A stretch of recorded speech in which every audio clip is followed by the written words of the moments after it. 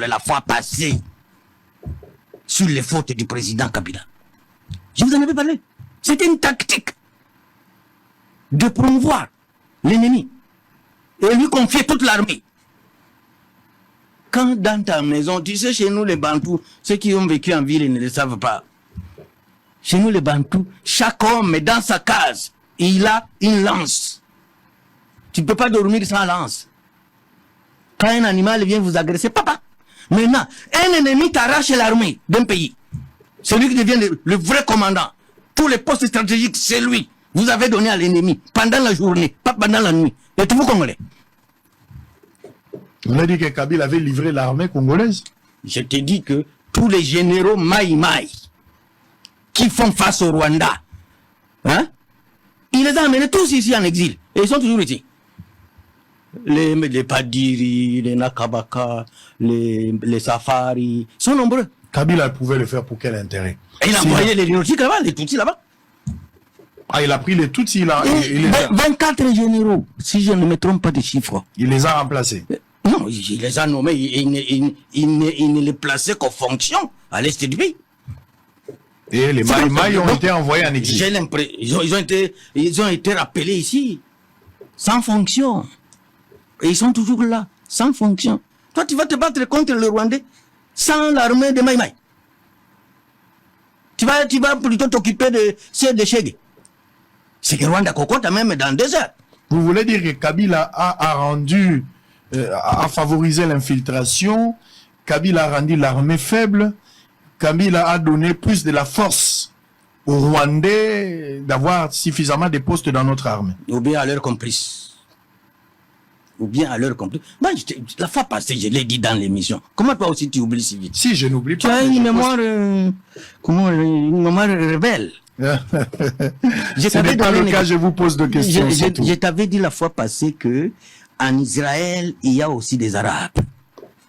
Ok? Ils sont au Parlement, en Israël, le Knesset. Mais l'Israël ne peut pas prendre ses officiers arabes, les nommer à la frontière avec la Palestine. Impossible! Impossible! Aux régions militaires, aux zones de défense, aux nini, arabe. Oh, bauti na Israël, lukuta nayo.